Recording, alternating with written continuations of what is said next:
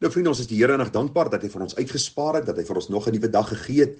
Ons bly die Here dat hy vir ons met wysheid sal bekragtig om hierdie dag ook te lewe, om hom te verheerlik. Vriende, onthou ons as kinders van die Here is nie daar om met almal te stry en te beklei nie. Ons is daar om lig vir die wêreld te wees en sout van hierdie aarde. Dis noodsaaklik dat ons verantwoording sal doen van die geloof en die hoop wat in ons is. Ons doen dit met vrees en bewering, ons doen dit met sagmoedigheid en lankmoedigheid, maar ons is ook ferm in ons standpunte, omdat die woord van die Here vir ons sê, dat sy woord is die lig vir ons pad, is die lamp vir ons voet. Sy woord is vir ons ingegee, sodat ons kan verstaan wat God van ons vra en verwag, sodat ons ook heilig en sonder gebrek voor hom kan lewe. En een van die kontroversiële saak, vriende, wat in die kerk van die Here Jesus nogal baie skade gedoen het, is hierdie saak van die 4de gebod, of die Sabbatdag, gedenk die Sabbatdag, dat julle dit heilig. Ek het vir gesê, dat 'n kerk ontstaan rondom hierdie bepaalde dag. 'n Vrou met die naam van Ellen G. White beweer dat die Here vir haar 'n visioen gegee het met 'n lig wat skyn op die 4de gebod, en sy het haar volgelinge opgeroep om dan die Saterdag of die Sabbatdag te onderhou, soos die Jode van ouds dit gehou het. Ek het vir gesê, hulle onderhou dit in elk geval nie soos die Jode nie. Dis maar net nog 'n dag wat 'n wet geword het vir mense, want die dag in die Ou Testament was 'n dag van volkome rus. Die mense moes in hulle huise gebly het op hierdie dag. Hulle mag nie kos gemaak het nie. Hulle moes nagedink het oor hulle lewe, hoe hulle God en hulle naaste geval het, en 'n oortreder moes gestenig geword het. Nou weet ons, hierdie kerk is wêreldwyd, maar hulle pas geen van hierdie goed toe nie. Daarom sê ek vir u vriende, die oomblik as 'n kerk iets bo Christus stel, 'n Sabbatdag, 'n doop, een of ander ritueel, vlug van daardie kerk af weg, want dit gaan vir jou vasgryp in hierdie wurggreep, waar jy eintlik 'n dag gaan begin aanbid, of 'n gebruik of 'n gewoonte begin gaan aanbid, in plaas van die Here Jesus Christus self. Het mag miskien vir u klink of ek radikaal in my uitsprake is, maar glo my, ek was in horde gesprekke met hierdie mense. En telke male kom ons terug by presies dieselfde beginsel: as jy nie hierdie dag onderhou nie, sal jy nie die heerlikheid van God beerwe nie. So was vir my gesê, en in baie van hierdie gesprekke moes ek die mense teruggebring het, waar Paulus sê, die Here het my nie gestuur om te doop nie. Hy het my gestuur om die evangelie te verkondig. Die feit van die saak is, hy het my nie gestuur om 'n ritueel te onderhou, 'n dag te onderhou nie, want Jesus is die weg, die waarheid en die lewe, en niemand kom by God die Vader uit, behalwe deur hom nie. Die belangrikheid, vriende, wat ons vir u gesê het van die Sabbatdag, dis nie verander deur die Romeinse kerk nie, dis nie verander deur Konstantin nie, dis nie verander deur 'n mens nie, maar die Bybel sê vir ons, dat die Nuwe Testamentiese gelowiges op die eerste dag van die week aanbid het. Met ander woorde, die Sondag. Die Here was nog op die Saterdag in die graf gewees, die eerste dag van die week, die Sondag, het hy opgestaan, en die Bybel sê vir ons, die vroue was daar gewees, en hulle het hierdie heerlikheid van Christus dan ook aanskou. En ons sien ook reg deur die Nuwe Testament, hoe hierdie dag vir die Nuwe Testamentiese kerk ingestel was. Baie belangrik, ons gaan vir u vanmôre wys, waarom ons sê, dat die eerste dag van die week is belangrik vir die kind van die Here. Nou vriende, weer eens, ons gaan nie oor die dag nie. Dit gaan maar net oor die bepaalde saak is, dat die Here vir ons 'n dag gegee het, soos sy volk in die Ou Testament gehad het, so het sy kerk in die Nuwe Testament 'n dag, en ons gaan vir u wys in die oordeenking van môre, hoe ons hierdie dag moet hou. Daar is sekere beginsels wat geld, alhoewel die wet van die Ou Testament nie geld vir die Sabbatdag nie. Waarom nie? Omdat daar baie ander wette deel uitgemaak het van hierdie Sabbatdag, wat ons as Nuwe Testamentiese kerk van Jesus nie die opdrag kry om na te volg nie. Nou vriende, kom ons kyk gou na 'n paar skrifgedeeltes, wat vir ons baie duidelik wys, dat die eerste dag van die week, vir die Nuwe Testamentiese kerk, die dag van aanbidding geword het.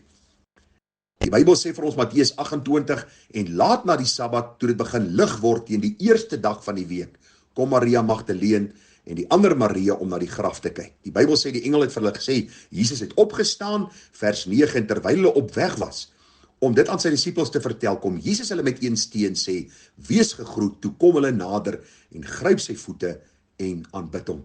Ek kan vir u sê, dis amper streng gesproke die eerste aanbiddingsdiens wat ons kry. Ons sien van die Emmausgangers, wat die Here Jesus op hierdie eerste dag van die week op die pad gekry het, en hoe hulle die Here Jesus dan aanbid het.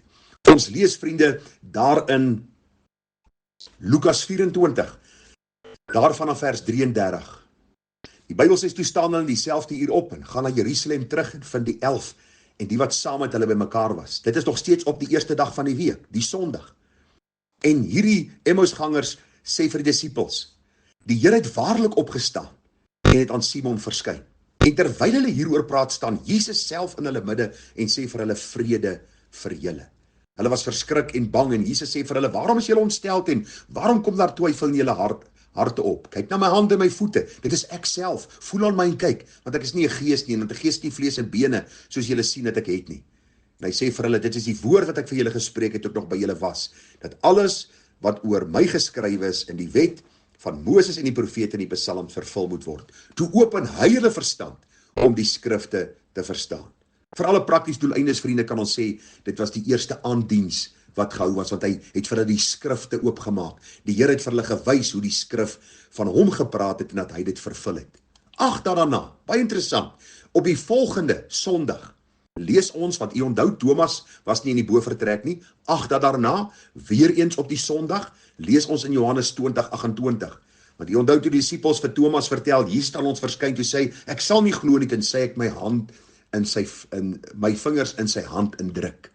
Die Bybel sê, en 8 dae daarna, was sy disippels weer binne en Thomas saam met hulle, en Jesus het gekom, terwyl die deure gesluit was, en het in hulle midde gestaan en vir hulle gesê, vrede vir julle. Daarop sê hy vir Thomas, bring jou vinger hier, en kyk na my hande, en bring jou hand en steek dit in my sy, en moenie ongelowig is nie, maar gelowig.